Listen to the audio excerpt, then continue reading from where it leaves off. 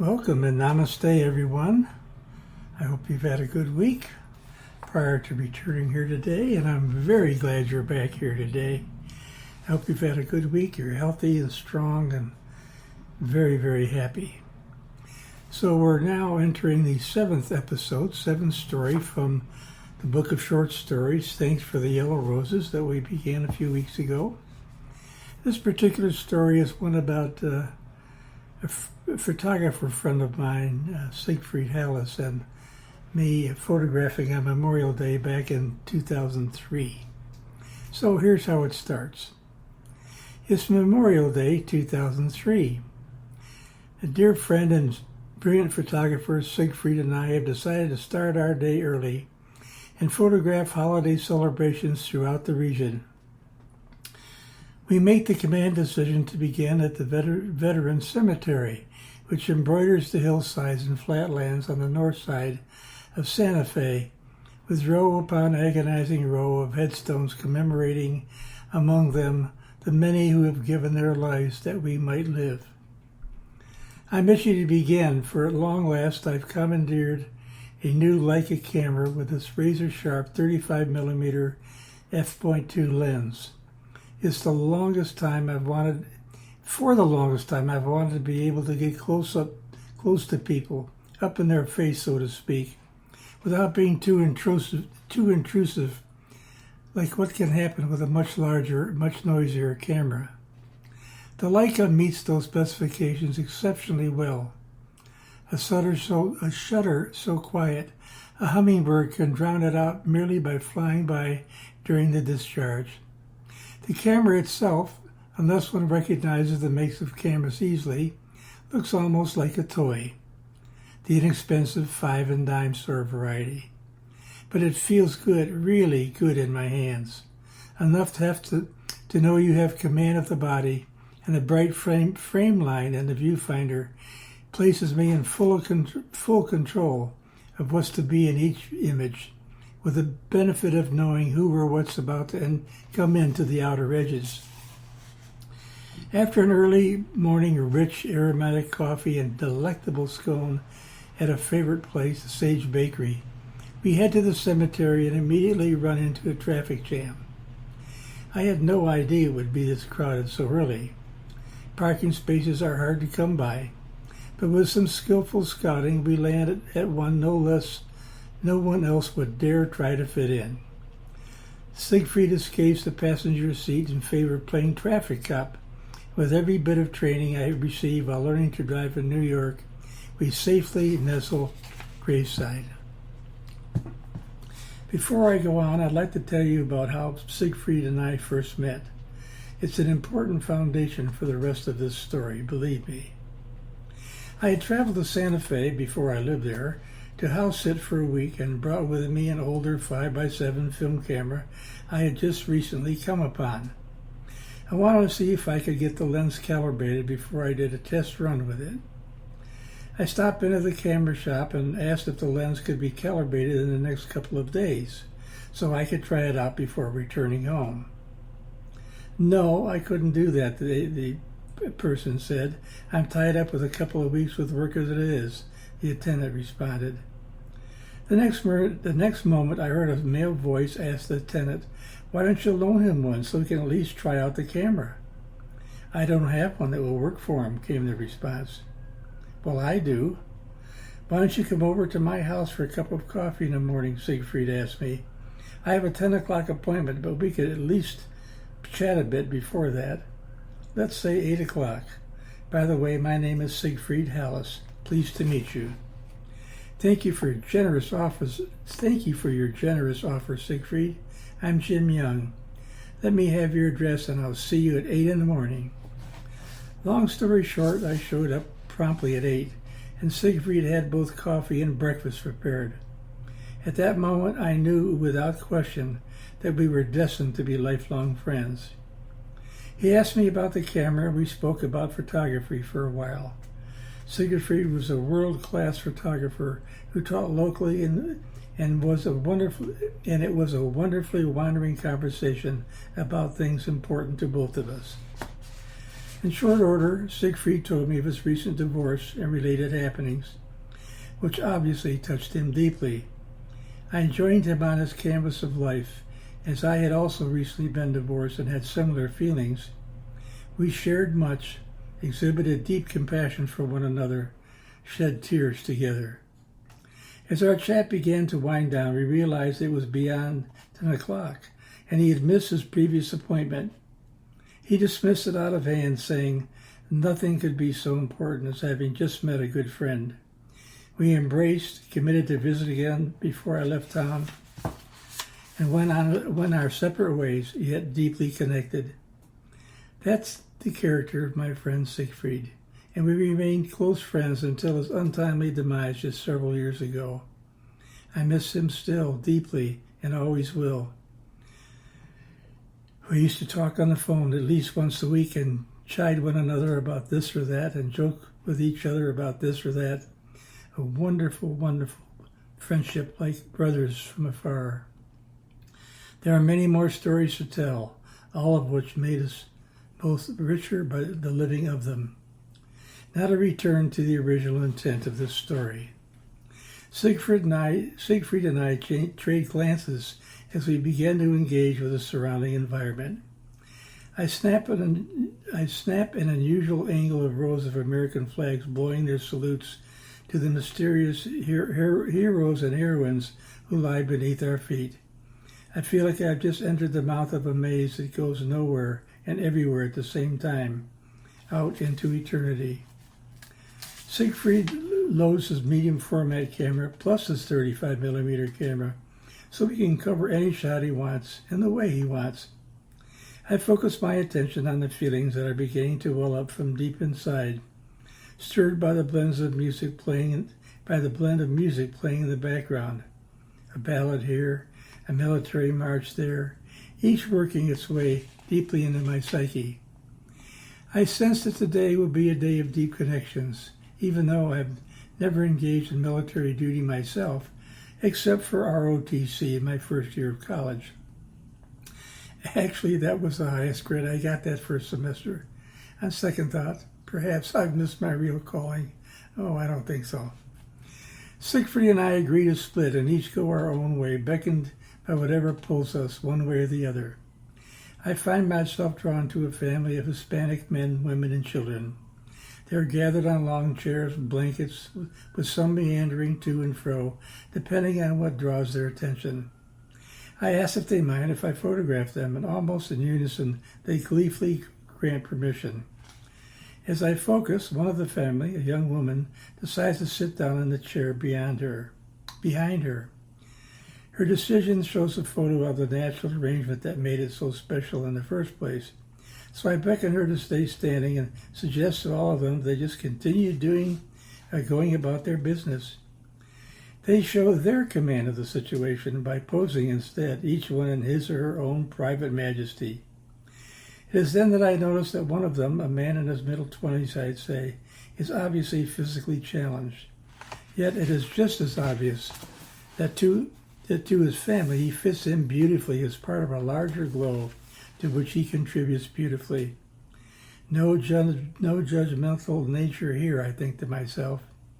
I snap one, then another, and then a last one, saying, Now at least you can do is pretend that you like each other. They break into a wildly laughing portrait and paint the horizon with sheer joy over the idea, fully catching the intended irony of my admonition. I think them once again and move on, creating various compositions, mostly of family and individuals that attract me for one reason or another. Each time I feel a special connection with those collaborating with me today. Each time my soul seems to light up with a deep inner glow. Something in the periphery to the left attracts me, a band of soldiers dressed in uniforms of a bygone era. The group, 8 or 9 in number, is composed of a few Hispanics, but mostly African Americans, representing the Black Brigade that served New Mexico some generations earlier.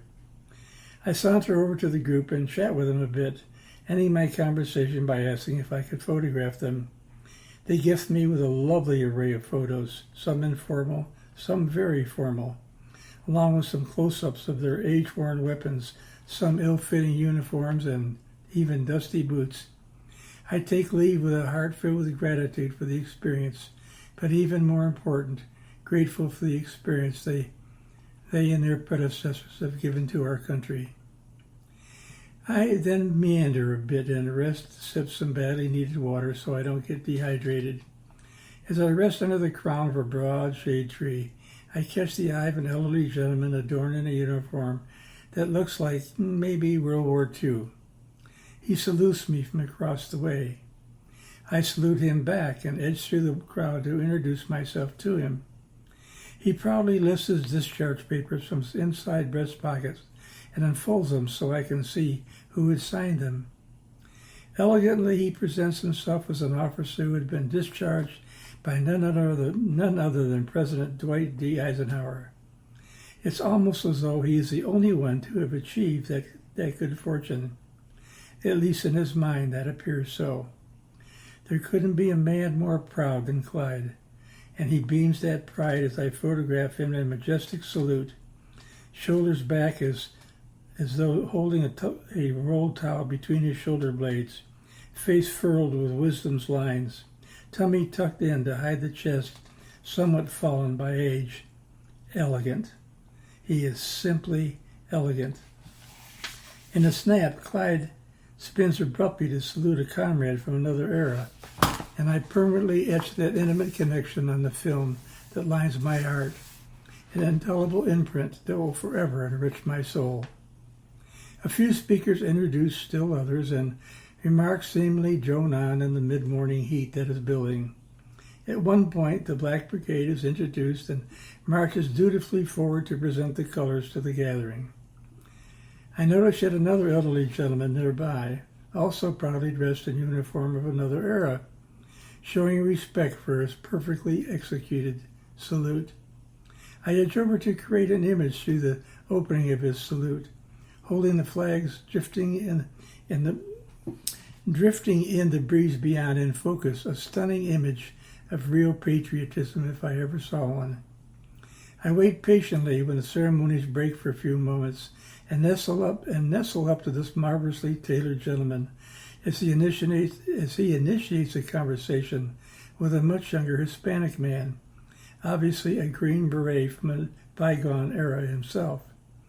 It was an exquisite juxtaposition of the young and old, Hispanic and gringo, the stout and the strong, and the thin and the frail, yet obviously equally proud and glad to have served their country. After chatting for a bit to learn more about them, I asked permission to photograph them, and they provide me with what they thought I wanted: eyes straight on, bodies stiff at attention, chins pulled into their chests, tummies tight, buttocks tucked. I asked if they might face and salute one another, and they gratefully obliged. In doing so, the elderly man catches Clyde's image nearby and turns to salute him as well. What extraordinary images these are, capturing both on film as well as on the lining of my heart. By this time, I sensed that I probably was about out of film on this roll and checked the counter on the top of the camera. I don't have my glasses on, but it looks like the roll might be finished, so I cocked the shutter to see if this is so. It cocks as though there was more film to use, but something inside me says to check it out. I can feel my stomach beginning to rumble and the anticipated distress. I take out my reading glasses, and to my surprise, the counter reads 38, when the camera only allows for 36. My stomach now lurches at the prospect of not having seated the film properly. I feel the self-indicted tirade coming my way. I slowly walk to the shade and gently open the camera back just a speck, so as to not ruin more than a few shots if the film still has some room for creation. My worst fear is realized, as the roll of film is still entirely at the starting position. Not a single image that has lined my heart has been recorded on film. I throw some kerosene on the now huge flaming self-castigation, calling myself every name in the book, including expletives that ought to know better. Yet, in an instant, I feel something within me bump hard. The recognition that a more important lesson has arrived to take me to a higher level of spiritual consciousness. There I stand, filled with upset over the fact that I hadn't been careful enough to thread the film properly in this seemingly difficult receptacle. Upset that my fear of such a thing happening actually generated the result of the fear. The real lesson appears hot on the heels of the first, that which was only an illusion, and I find myself quickly abandoning the huge load of self-judgment I am inflicting. The real lesson becomes abundantly clear. It isn't really the images captured that make for success. It's only the exchange of loving life energy that has been allowed to brighten another's day that really matters. On that scale of expression, it has been a perfect day, absolutely perfect. In that very instant, I can feel a quelling of the internal fire that is destined to burn me to a crisp, quenched now by the cool waters of a much deeper knowing of truth for me. With that behind me, I load the camera again, hopefully right this time, as Siegfried rejoins me for the next stage of our Memorial Day journey. Setting out for Taos via the high road, we stopped briefly at a corner lot filled with a display of rugs. Siegfried photographs the rugs from front and rear, while I photograph the children playing nearby as they occupy time with self-designated games.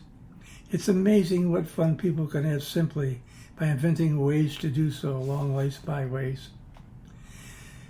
Lazily, we head into the noonday sun and decide to meander off the main road to inspect several sparsely populated gatherings along some back roads of northern New Mexico. We stop at one point to rinse our sweaty faces with the cool spring waters and sit back to admire the braces of wildflowers that paint the banks on the stream and beyond. It is a glorious day in northern New Mexico, with brilliant azure skies lit by electric white clouds floating like giant cotton balls in the gentle breeze. We are taken by the sight and for a time succumb to its power to nourish. Silently, we'll simultaneously head toward the car, creating a few images here and there along the way. Siegfried cusses as he inspects his medium format camera. "What's up, Siegfried?" I ask. "Oh, I forgot to adjust the f-stop and didn't get what I wanted out of that last shot or two." "No biggie," I respond, with my own earlier episodes still foremost in my mind. "It's just a photo or two." Siegfried moans a few epithets at himself, and I laugh, now knowing how utterly silly it is to bemoan a simple mistake that can inform one of the need for higher consciousness. We fold back into the mutual silent reflection and almost absent-mindedly head through Chimayo. His provocative presence suddenly jars us with its beckoning to photograph it at the sanctuario there. I create some of what feel like all too familiar images, but I never tire of being in that space and collaborating with this person or that object. Today is no exception. After a few moments, feelings of hunger proved to be stronger than the urge to create, so we adjourned for the time being to indulge ourselves with a luscious late lunch at the Rancho de Chimayo. The warm summer sun braces us as we dine outside with a cool breeze, filling our bellies with sumptuous, authentic Mexican cuisine and a welcome medium-sized, ice-cold pitcher of frozen margaritas. We're both in a mood for a nap as a result of the overriding effect of the events of the day, combined with the nourishment that has refreshed our physical being and the imagery that has nourished our souls. Panza allende y corazón contento, a full stomach and a contented heart, a fitting expression for what has turned into two sleepy amigos now occupying lounge chairs in the shade as a respite before continuing to Taos through Chuchas, a small, mostly Hispanic village, a few miles and several planting zones higher beyond. Siegfried and I seem to be in full synchronicity today as we pull ourselves out of our New Mexico lazy-boy chairs and head for the car. Slowly we climb the hillside roads into churches, where we find not a community celebration, but a sprinkling of families decorating and tidying up several grave sites. The first is one containing a brace of motorcycle replicas adorning adjoining grave sites. A middle-aged couple works in tandem, tugging at weeds, exploring the soil, and planting new, bright plastic flowers in the urns provided. We strike up a conversation and learn that they are from Albuquerque, just down the road, but have lived in churches before and intend to return again soon.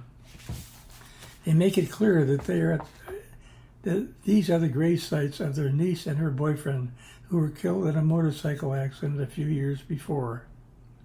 The still and uncomfortable talking about it, yet gladly oblige our request to photograph them exercising their self-appointed chores. Siegfried wanders away, but I stay in place, photographing some, conversing some, all the while feeling the residual pain of these two new acquaintances. These are special moments. They remind me of the earlier lesson prompted by the improper threading of film, but my heart melts even further to the cause of relationship. We are lent to each other this way, it seems to me. We head towards Taos with Siegfried driving this time. We stop at a few galleries along the way, seemingly satisfied with our day's take, but perhaps for different reasons. As we pull up the last mountain pass before entering Taos, I glance at my camera and inspired to check my film count once again.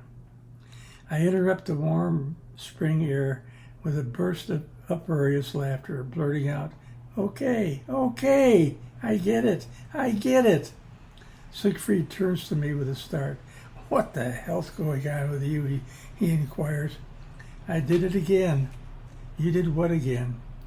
I loaded the film incorrectly and didn't capture a single image I've created today. You gotta be kidding, says Siegfried in disbelief. No, now that you know, though, why I said not to be so disturbed of losing just an image or two in Chimayo. I didn't get a single one all day. But you know what, Siegfried? I've learned, or relearned yet again, a much more valuable thing than being careful about how I load the film. What's that? He rejoined. It's the truth about the creative act. The process is much, much more than merely a vehicle to get some product, some image. In this case, the photographs are not really the products to be savored. The real product is a profound life episode that quickens and forever enriches the soul, creating an indelible print on the lining of my heart. In this way of thinking, the process and the product become one and the same, and life is validated as the gift itself is. No response except the wisdom found in silent self-reflection. Simultaneously, we are enfolded in a state of grace. In a moment's time, we simply catch one another's eye, and a knowing smile adorns our faces in the satisfaction of sacred truth having permeated our being. My camera stays in its carrying case the rest of the day as I savor the marvelous gifts of life I have been blessed with this day, especially the gift of being able to travel along life's way with my lifelong friend, Siegfried Hallis. Truly, it is Memorial Day. Well, my dear friends, that's a story that moved me deeply along the way. I have to admit I had some difficulty finishing it because of my missing my dear friend as I do. I think of him often and always lovingly. He's like a brother to me, not a long-lost brother, but a dear brother that is close to me wherever and whenever I photograph or not. Well, you know that I like to end my sessions with you with a little something or another to reflect on, and this relates to this story really. And it was written by a person by the name of Mariam Hasna. "Do you read people's minds?" he asked. "No," she replied. "I read their hearts." "Do you read people's minds?" he asked. "No," she replied. "I read their hearts." That is it, isn't it? It's a different thing to think that we can read their minds, thinking that they're going to say or do what we want them to, instead of reading their hearts and being there for them and sharing our own hearts in return. That's part of what happens when we share stories with one another. We are our stories being fulfilled, little by little, time after time, all in a beautiful relish, if you will, for the occasion. Well, I hope you will share stories with your friends, your family, anyone who will listen. Storytelling needs to be improved, needs to be enlarged upon, so we don't lose our storytellers. They're what unite us as one, after all. And so until next week, everyone, I wish you not only a Happy New Year, but I wish you all the good fortune. Namaste. I love you.